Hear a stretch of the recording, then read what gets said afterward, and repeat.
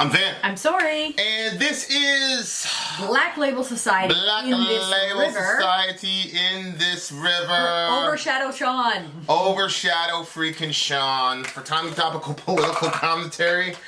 If you want to see the latest in Christian persecution in America, check it out. Middle America with Vin and Sori. Very lively chat happening over there. Very interesting when I get accused of being, depending on what the... now I'm an unthinking liberal leftist. Did you know that? Did you know that, BFN? That your brother's not a leftist? Hey! Learn something new every day. Learn something new every day. There are multiple ways to get your song reviewed. Dear listener, my favorite is the community option. $1 at the gate gets you in at Patreon, where you will get to meet the amazing Leah and all the rest of them. And now we've got little like sub alliances within alliances.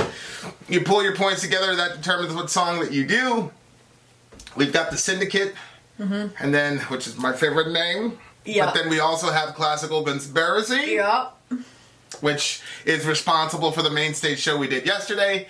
But if you're a filthy capitalist like Sori and you don't want to join a syndicate or a conspiracy or an alliance, then this is the other option. $125 gets you straight to the head of the line. You do that 3 times, you go back down to the $75 rate, and you stay there forever. Now, having said that, we've got Black Label Society in this river. Let's go. Oh, I went to TJ Maxx and got one of your little things so your phone can go on the Oh, so you can do your little live stream. Good. So inshallah, yeah, there's live streams at the Middle America channel, but that's a different thing. All right, let's go. Here we go. Oh, he's literally in a river.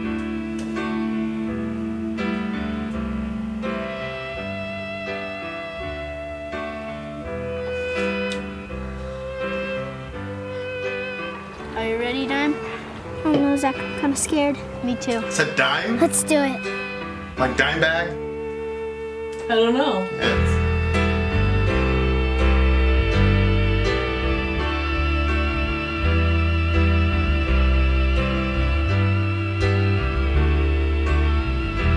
I've been around this world, yet I see no end. All shall fade to black again and again. Yeah. This storm that's broken me, my only friend, yeah.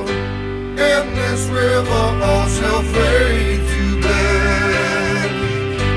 In this river ain't no coming back. In this river all shall fade to black. Ain't no coming back.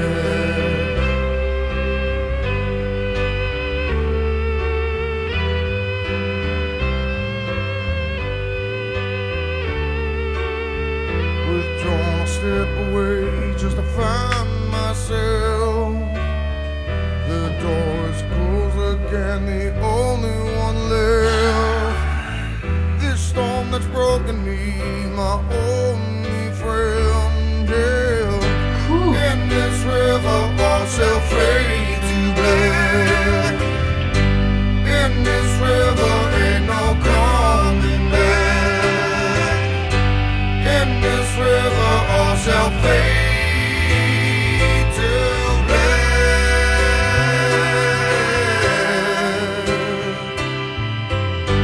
In this river all shall fade to black.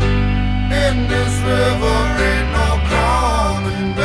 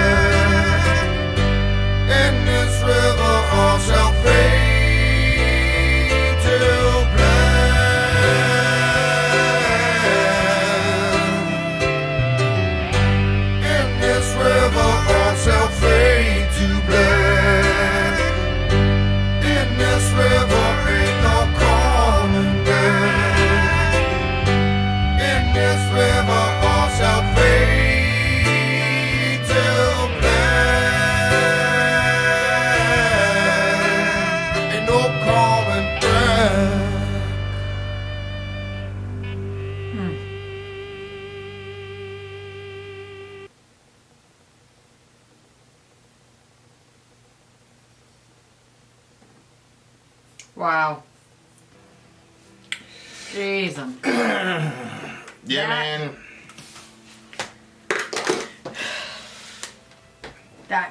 Ooh, I really like his voice, man. Yeah. I mean, I'm scared. So, what is... Probably seems like a stupid question, but what is the river itself? Like, I'm assuming it's just life, you know, or the passage of time, you know what I mean? So, everybody's inevitably going to die in the river, basically. Because time and, you know, whatever. Yeah. So, that was tough, like, toward the end when he was going for, you know, they got separated. Yeah. Yeah. Yeah, the concept of friendship is an extremely fascinating thing to me that I still, it's still a,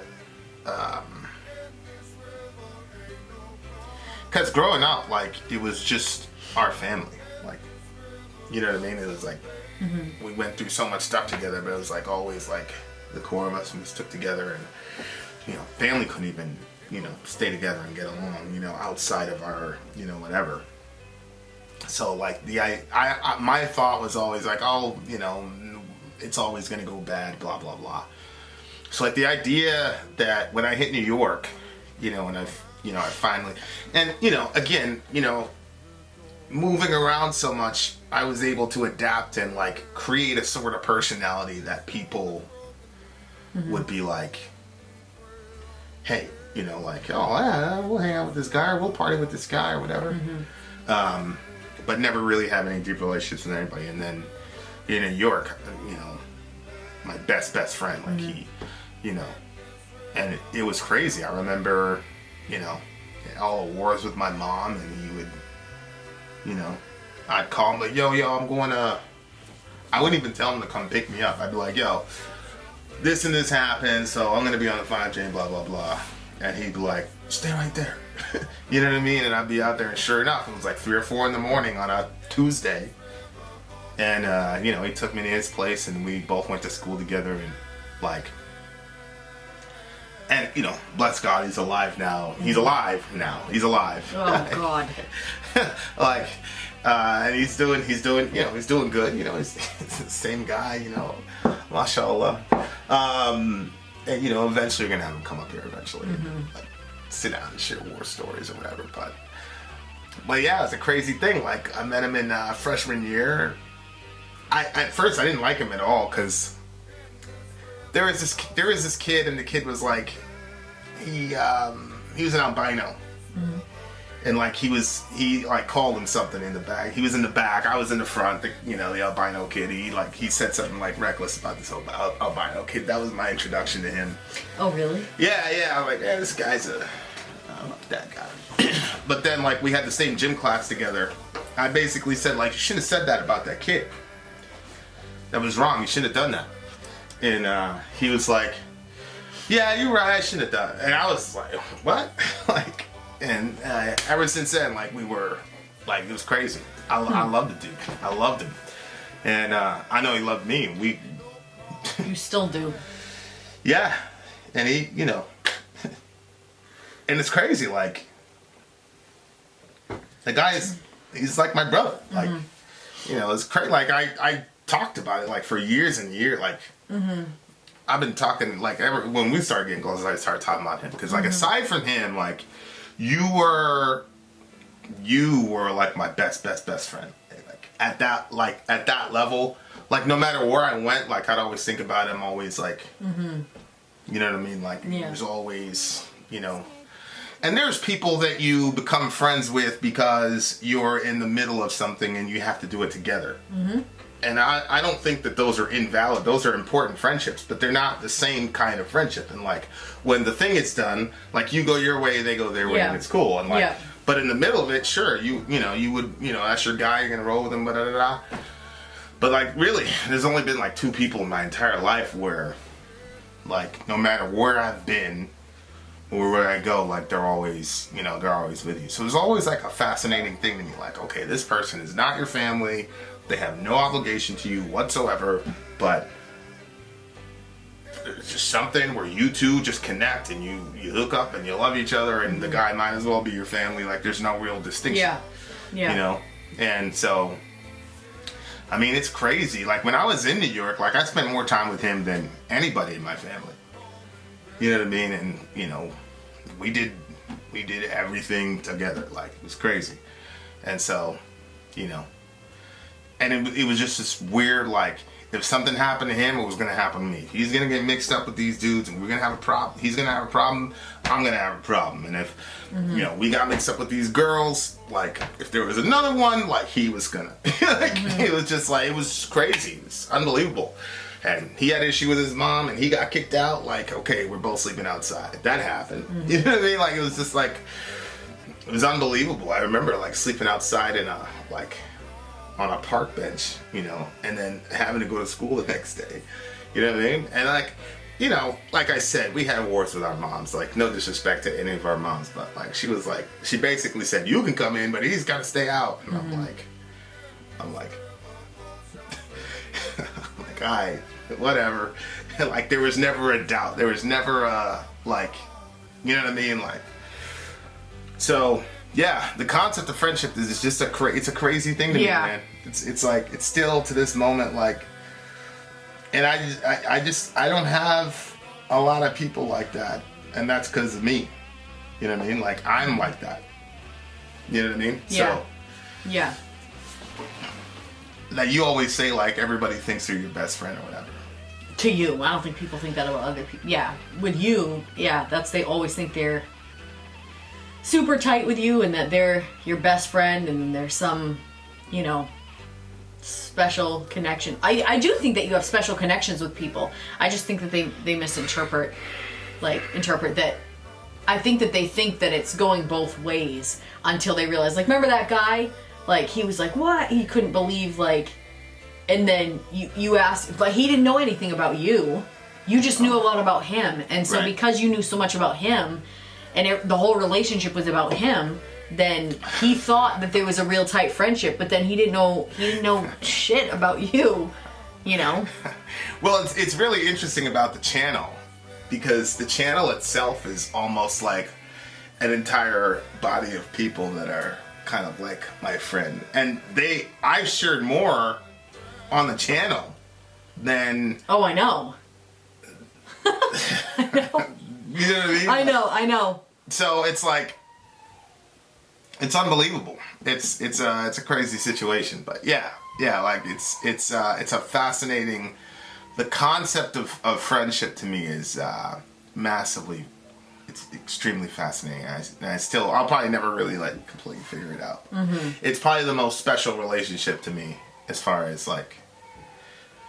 Because all other relationships, like, I understand, like, oh, you know, father-son, obviously, you know, parents to children, and even in marriages, you know, whatever, but you're really, really, really my friend. Like, if anything, I'd have done anything for you, period, and would have expected nothing in return, and, you know, you're going through whatever you went through, and, like, I completely had your back, and it was only because you were my friend. Like, if you were a dude, I'd have been the exact same. I'd have done nothing different, you know? So, like, I've only had, you know, 2 of those, and I think that that's, like, an embarrassment of riches. Like, I don't feel like people have, like, friends like that. Oh. Like, you know, but with songs like this, it's like, you know,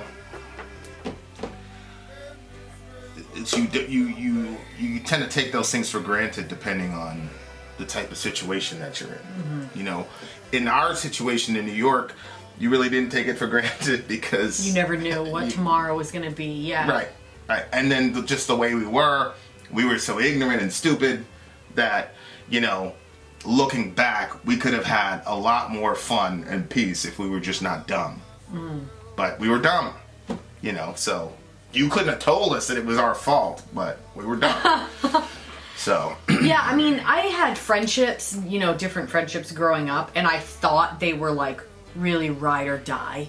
And then, like, they'd sell me out, and I would be, like, so surprised. I'm like, how did this happen? Like, I thought we had something, like, really, like, you know, I mean, so like I had this one friend, people are gonna think this is so weird, but there's this song, Earl Had to Die. We were both into country, and it's a country song about this abusive guy. These two girls that were friends, this guy is super abusive. One of them, she like takes off, she makes something of her life. The other one settles down in the town and marries Earl.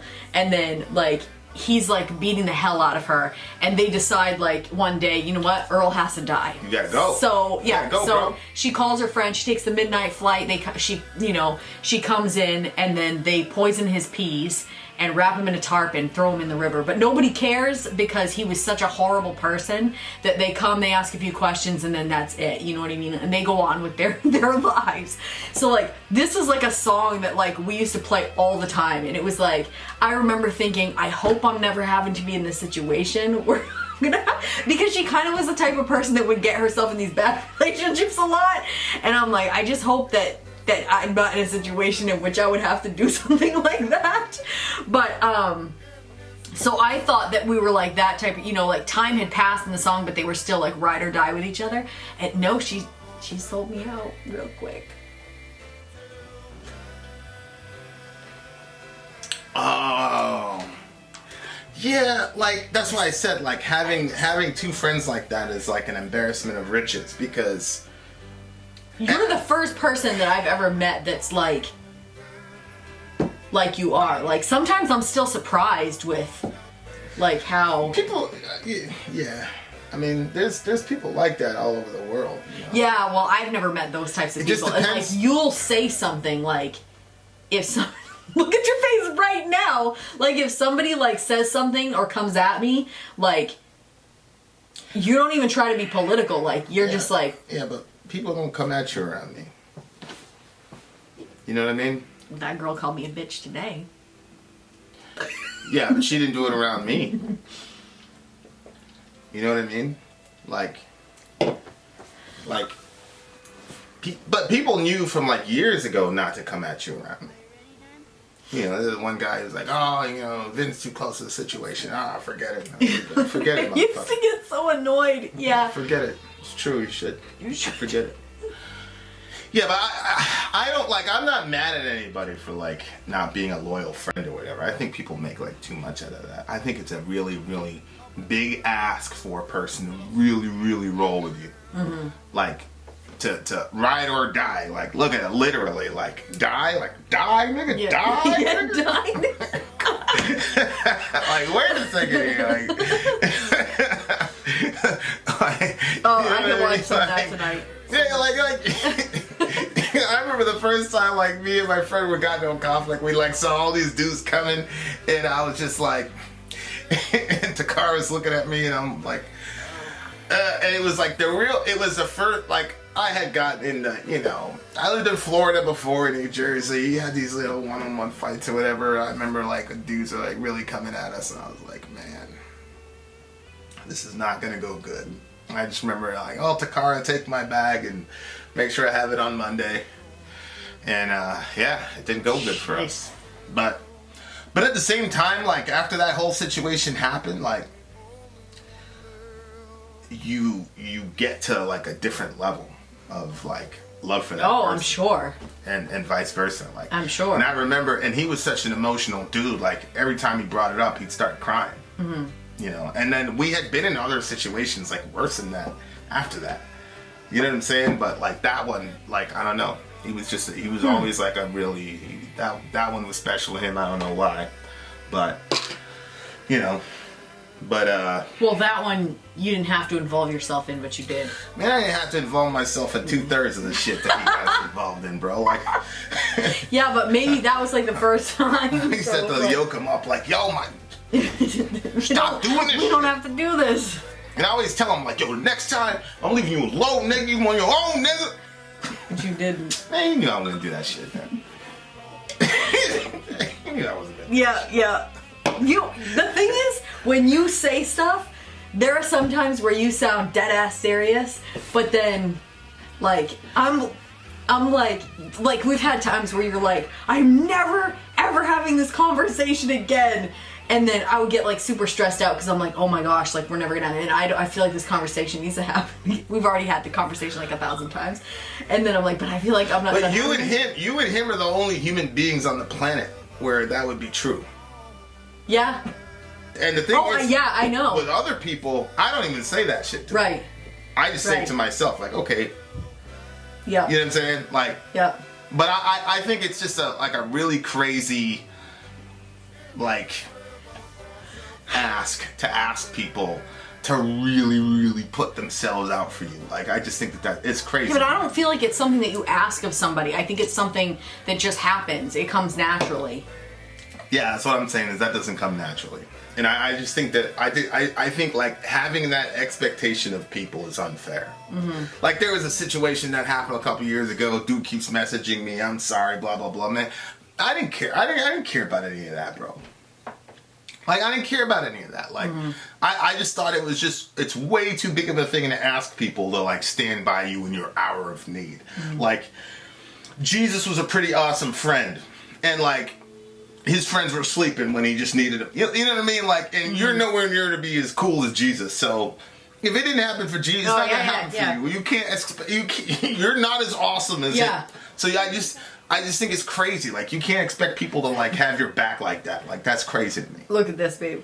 Oh, shoot. Did I not screenshot? Oh, shoot. Oh, right here. When you ask prosperity preachers why Jesus was homeless. That's so funny. The Son of Man has no place to lay his head, it says. But he wasn't suffering. Now Stephen Ford said, shout out to Stephen Ford. Shout out to the big homie. Yeah. So, you know, like shout out to all the friends out there. You know, past and future, present, and all that. Like, you know, if you were not a complete, like, ride or die friend and you didn't die for your friend, like, it doesn't make you a horrible person. It just, you know, that's human nature. And if you find somebody that actually gets tested like that and they stay by your side, man, that's, you're a lucky individual. So, like, I have had that twice in my life, and I'm, like, extremely fortunate, man. You know what I mean? And I don't know how those friendships happen. And it just looked like him and Dime, you know, it's a hard thing. Aww. It must be a really hard thing, man, to love the instrument as much as you do and then master it the way that both of these dudes have. And, like, to lose somebody like that, like, to get to the top of the mountain, because, you know, he was touring with Ozzy, and then he was in Pantera, which in my opinion, out of the big four, I don't even know if Pantera made the big four or whatever, but I don't care. I think Pantera is the heaviest band ever, period, full stop. And I think Dime is Dime is, in my opinion, the heaviest riff writer in the history of metal, and I don't think it's close. So they both, like, were at the top of the hill. And then to hear your friend just went down like that for no freaking reason, bro. See, that's the thing. It's like, I always think about my friends and, like, think about him specifically dying, and you know, it's, you know, it's stuff that keeps you up at night, but it's like, it'd be over some street shit, or it'd be over some, like, it would make sense to me. Like, even though outside of it, it's like, oh my god, this senseless crime or whatever. Yeah. To us, it would have made sense, like, if we died over some street shit, but like, this, a fan? He's up there playing, and then you just randomly, like it's mind-blowing to me, like, how crazy that is, like. So, like, it's hard when you lose somebody and it's, like, completely irrational and unreasonable. And that's the thing about metal. Like, again, that you know, he's up there playing the piano. We were talking about it yesterday, between piano and guitar, and there's similarities and differences and things like that, but, like, he's out there playing the piano, letting himself, you know, be vulnerable and all that. And it's just, I just think a lot of metal artists just have a versatility that you're not gonna see in other different types of, like, Eminem, like, makes himself vulnerable absolutely in his music. You're never gonna see him playing piano in a song. Yeah. Like, it's again, part of metal culture is about mastering an instrument, which means that you have to understand concepts of scales and things like that, and there's some translation between the two. Oh, for sure. So I just think the song is just crazy, and then even the phrase "fade to black" for metalheads is I know it's something that you picked up. Obviously, Kirk Hammett, "Fade to Black." Yeah. like it's just something that you Yeah. So like the whole metal culture and things like that, it's like there's really nothing like it. There really isn't. It's unbelievable. When he said, "This storm that's broken me, my only friend," I was like, oh my word, that one was like, that was really hard. Well, that's the ultimate thing. Like, that's the reason that we were so close to each other like that. And that's the reason why, if anything would have happened to him, like, I'd have been there. A lot of it is just because you wouldn't be able to even live without that person. Mm-hmm. So, like, it's almost like a self-preservation thing. You know what I mean? Like, if he was ever in a situation and I could intervene and something happened to him, like, and I know he felt the same vice versa, like. Yeah. So, and obviously same with you. So, it's, he did a really good job, and the video was that was brutal, man. It's just something about. I had this dream that you died. It was so horrible because I felt like there was no sky anymore. I keep having these dreams that something happens to you. I think I just don't want to ever have anything happen to you. You've just been dreaming about the things that you're most afraid of the last couple of weeks. Just fear. Yeah, I'm not going anywhere. You'll be all right. You better be nice to me. Maybe I could find this way to make this my advantage. I was trying to be nice to you earlier. Did you check your text messages? No, I'm working. You should have read them. So this one was really good. I really thought that this was an amazing song. It's actually, I know lyrically it was it wasn't like. What do you rate the song? I'm giving it an 11. Me too. Then out. Sorry, out. Gone.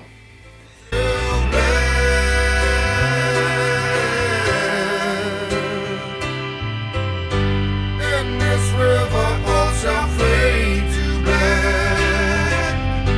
In this river ain't no coming back. In this river all shall fade to black.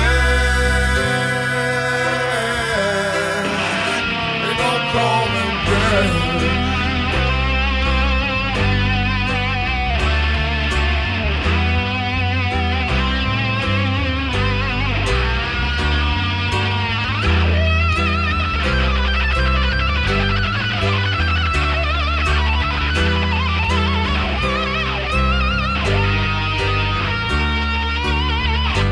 In this river all shall fade to black. In this river ain't no coming back. In this river all shall fade to black.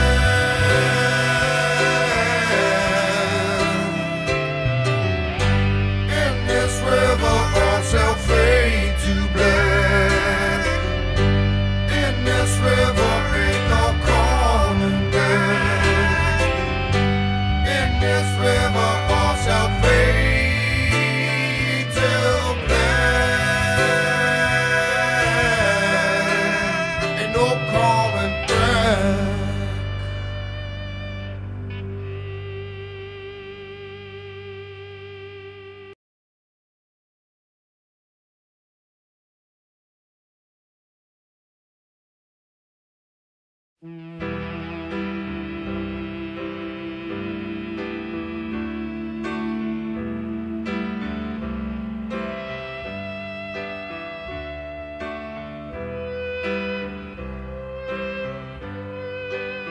Are you ready, Dime?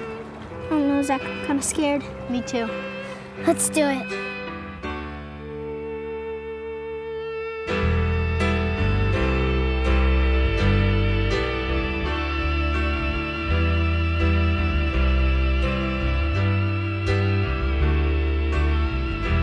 I've been around this world, yet I see no end. All shall fade to black again